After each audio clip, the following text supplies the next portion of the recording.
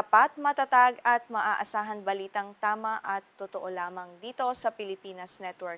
Magandang araw sa ating mga kababayan sa Pilipinas at sa buong mundo.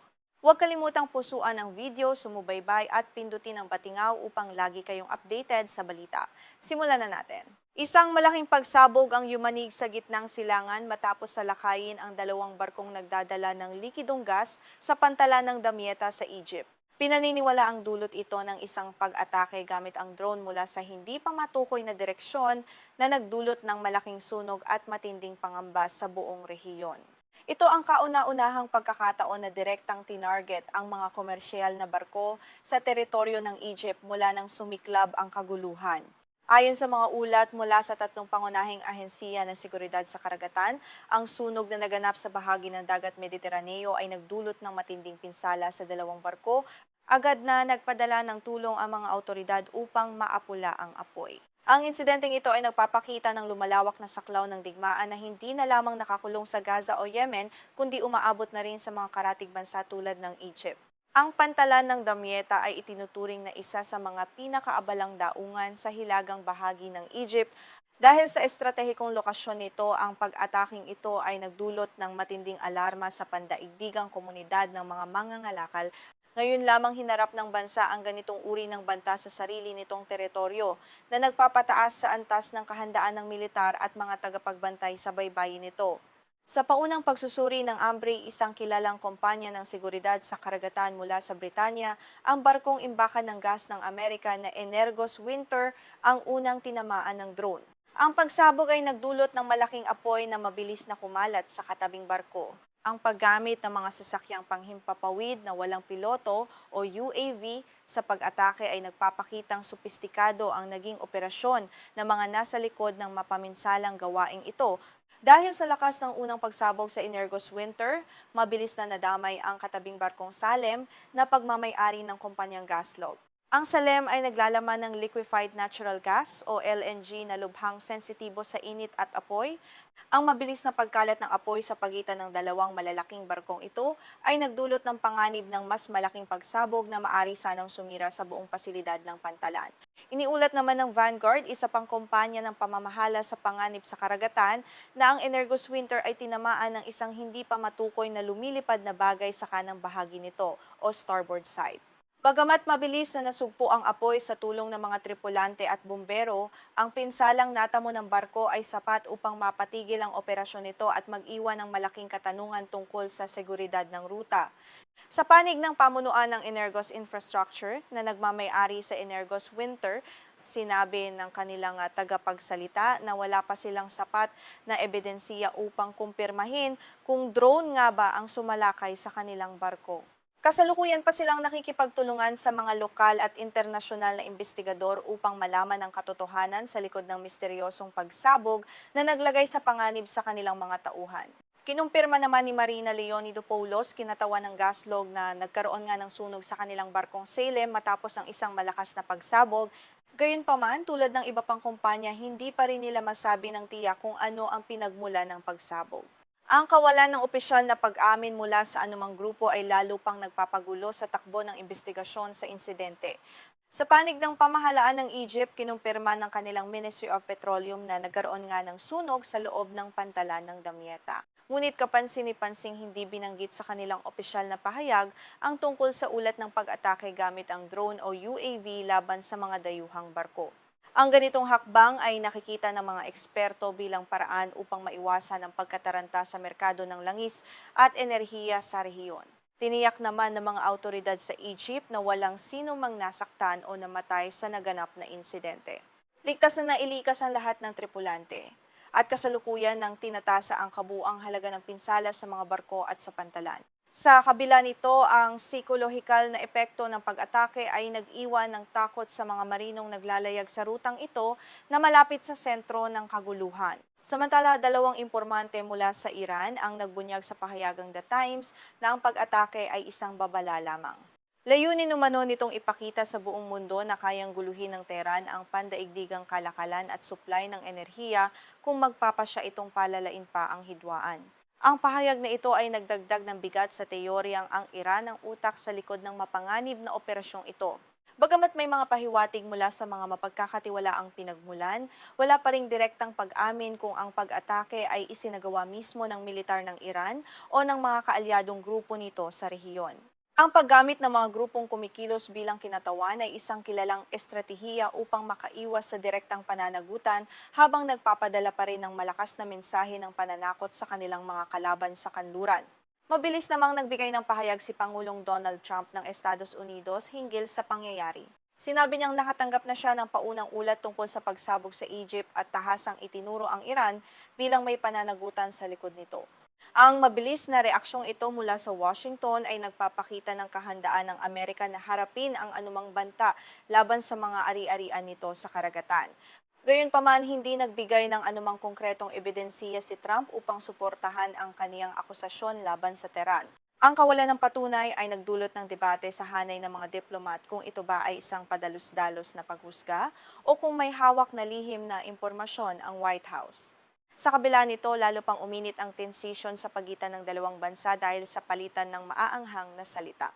Ang pag-atake sa Damietta ay nagdulot ng malaking pangamba na ang mga daungan sa Egypt at ang buong dagat Mediteraneo ay hindi naligtas para sa komersyal na paglalayag.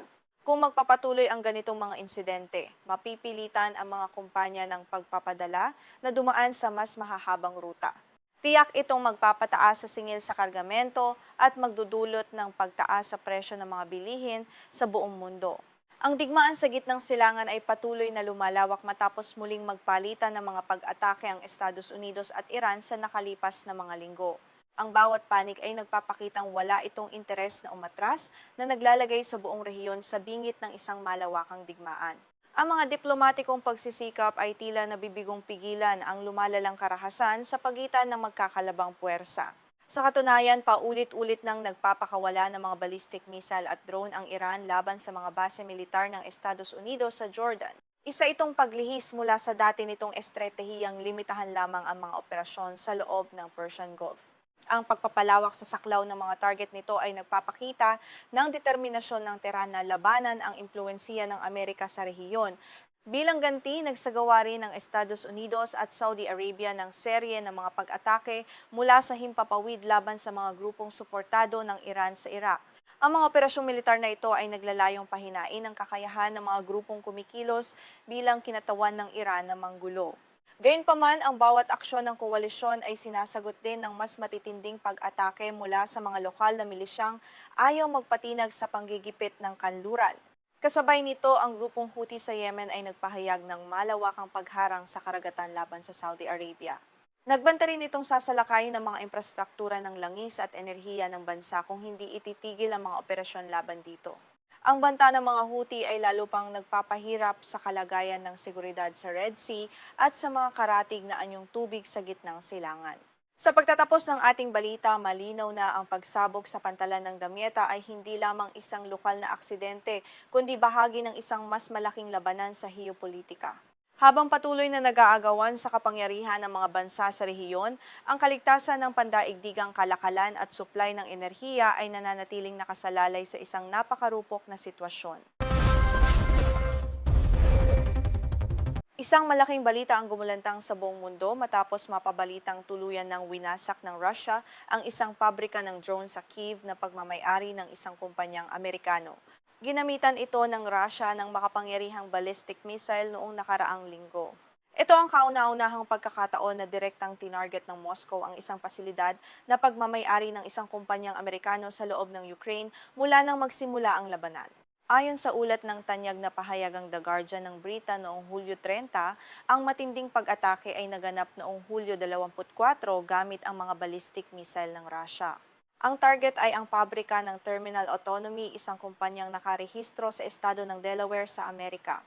Ang hakbang na ito ng Russia ay nagpapakita ng tumitinding tensyon at direktang banta sa mga banyagang kumpanyang nagpapatakbo sa loob ng Ukraine. Ang Terminal Autonomy ay hindi basta-bastang kumpanya ng teknolohiya. Kilala ito sa paggawa ng mga sopistikadong unmanned aerial vehicle o UAV na may kakayahang lumipad sa napakalalayong distansya.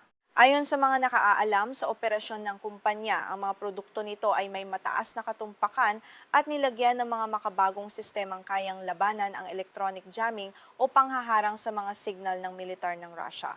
Sa opisyal na website ng Terminal Autonomy, ipinagmamalaki ng kumpanya ang paggawa nito ng mga loitering munition o suicide drone at mga precision-guided weapon na pinatatakbo ng Artificial Intelligence o AI. Marami sa mga makabagong sistemang ito ang matagumpay nang naipadala sa mga larangan ng labanan upang targetin ang mga posisyon ng kalaban ng may mataas na katumpakan. Nagbibigay ang teknolohiyang ito ng malaking bentahe sa mga tropang Ukrainian. Ang paggamit ng AI sa mga drone na ito ay nagbibigay daan sa mas mabilis at mas tumpak na pag-atake nang hindi nangangailangan ng patuloy na kontrol mula sa mga tauhan sa lupa. Lubhang mapanganib ang mga ito para sa mga puwersang Ruso dahil mahirap silang matukoy at mas mahirap harangin gamit ang mga tradisyonal na sistema ng depensa. Ang pagkasira ng pabrikang ito ay isang malaking dagok sa supply ng makabagong armas para sa sandatahang lakas ng Ukraine. Ang terminal autonomy o autonomiya sa huling yugto ay tumutukoy sa kakayahan ng AI na kontrolin ang buong operasyon ng drone kapag malapit na ito sa target. Nangyayari ito kapag ang mga signal ng radyo at komunikasyon sa pagitan ng operator at ng drone ay tuluyan ng naharang o na-jam ng mga electronic warfare system ng kalaban. Sa pamamagitan nito, nagagawa pa rin ng drone na tumama ng tumpak sa target ng mag-isa. Sa kabila ng mga ulat mula sa iba't ibang banyagang media, nananatiling tahimik ang pamahalaan ng Ukraine at ang pamunuan ng Terminal Autonomy.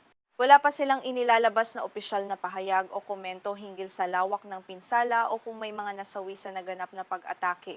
Ang ganitong pananahimik ay karaniwang ginagawa upang hindi makakuha ng karagdagang impormasyon ang panig ng Russia tungkol sa naging resulta ng kanilang operasyon. Nagbigay naman ng kanyang opinyon si Anthony Vinci, isang dating mataas na opisyal ng paniktik ng Estados Unidos. Ayon sa kanyang pagsusuri, walang pakialam ang Russia kung sino ang nagmamay-ari sa pasilidad na iyon sa Kyiv. Para sa Moscow, ang anumang pabrika ng armas sa Ukraine ay isang lehitimong target militar kahit pagmamay-ari pa ito ng isang kumpanyang Amerikano o ng isang kumpanya mula sa ibang bansa sa Europa. Dagdag pa ni Vinci, kung ang mga seryosong sistema tulad ng Patriot missile o iba pang sandatang Amerikano ay gagawin sa loob ng teritoryo ng Ukraine, tiyak na hindi mag-aatubili ang Russia na atakihin at wasakin ang mga ito sa lalong madaling panahon. Ipinapakita ng pahayag na ito na walang ganap na ligtas na lugar para sa mga dayuhang mamumuhunan sa industriya ng depensa sa loob ng bansa habang nagpapatuloy ang marahas na digmaan. Noong Hulyo 26, opisyal na inihayag ng Ministry ng Depensa ng Russia na nagsagawa ito ng isang malawakan at pinagsamang pag-atake gamit ang mga sandatang may mataas na katumpakan laban sa mga pasilidad ng industriya ng depensa ng Ukraine sa Kyiv. Kabilang sa mga target ang mga pabrikang gumagawa ng mga kilalang suicide drone tulad ng AQ-100 at AQ-400, gayon din ng RQ-100 reconnaissance drone na may mataas na kakayahan sa pagmamanman. Ayon sa mga ulat ng militar, ang pasilidad na tinamaan sa Kyiv ay may kakayahang gumawa ng humigit kumulang 1,000 drone bawat buwan. Ang napakalaking produksyong ito ay mahalaga sa estratehiya ng Ukraine na tapatan ang dami ng mga drone ng Russia sa himpapawid. Ang lahat ng tatlong modelo ng drone na binanggit ng Ministry ng Depensa ng Russia ay mga pangunahing produktong binuo at ginawa ng Terminal Autonomy. Ang pagkawala ng ganito kalaking kapasidad sa produksyon ng drone ay maaaring magkaroon ng direktang epekto sa sitwasyon sa larangan ng digmaan sa mga susunod na buwan. Ang mga drone tulad ng AQ-400 ay ginagamit para sa mga pag-atake sa malalayong distansya sa loob mismo ng teritoryo ng Russia.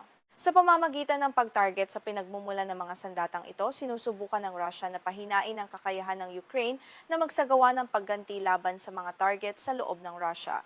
Sa ulat ng Air Force Command ng Ukraine tungkol sa pag-atake noong Hulyo 26, gumamit ang Russia ng 7 Iskander-M ballistic missile, mga binagong S-400 air defense missile, isang KH-5969 tactical cruise missile, at umabot sa 136 na iba't ibang uri ng drone.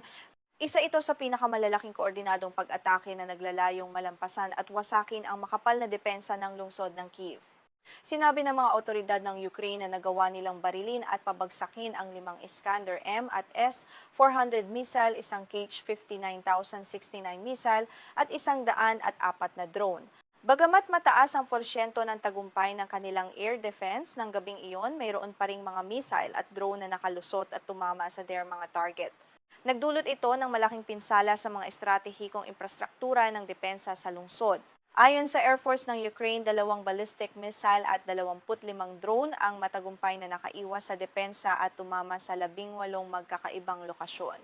Bukod dito, ang mga naglaglagang labi ng mga nabaril na missile at drone ay nagdulot din ng pinsala at sunog sa 7 pang lugar sa lungsod.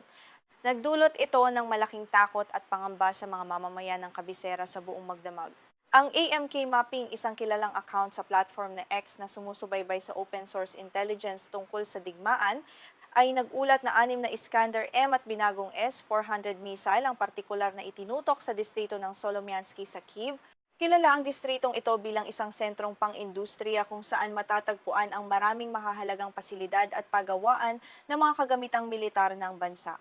Ayon sa pagsusuri ng AMK Mapping, nagpaputok ang mga Ukrainian Patriot Air Defense System ng hindi bababa sa 9 na napakamamahal na PAC-3 missile upang harangin ang pag-atake. Gayunpaman, 2 target lamang umano ang matagumpay na nabaril na mga ito. Ang natitirang 4 na ballistic missile ay direktang tumama sa kanilang mga target na nagdulot ng napakalaking sunog at sunod-sunod na pagsabog sa industrial na lugar. Ang impormasyong ito ay sinusuportahan din ng satellite data mula sa Fire Information for Resource Management System o FIRMs ng NASA. Ipinapakita ng mga larawang mula sa kalawakan ang 2 malalaking sunog na sumiklab sa industrial na bahagi ng distrito ng Solomiansky matapos ang pag-atake. Ipinahihiwatig nito na may mga missile ng Russia na nakarating at tumama sa kanilang mga nilalayong destinasyon. Kinumpirma rin ni Kyiv Mayor Vitali Klitschko na ang mga labi ng mga missile at drone ay nagdulot ng sunog sa hindi bababa sa 3 distrito sa loob ng lungsod. Mabilis na ipinadala ang mga bumbero at emergency responder upang apulahin ang apoy at iligtas ang mga posibleng biktima mula sa mga guho. Muling ipinakita ng pag-ataking ito ang kahinaan ng depensa ng lungsod, lalo na laban sa mabilis na mga ballistic missile. Sa pangkalahatan, ang pag-atake sa pabrika ng Terminal Autonomy ay nagpapakita ng isang bagong yugto sa digmaan kung saan ang mga pasilidad na pagmamay-ari o pinatatakbo ng mga dayuhang kumpanya sa loob ng Ukraine ay direkta ng pinupuntirya ng Russia. Habang patuloy na nagpapadala ng tulong ang kanluran, inaasahang magiging mas agresibo ang Moscow sa pag-target sa mga pasilidad na may kaugnayan sa industriya ng depensa.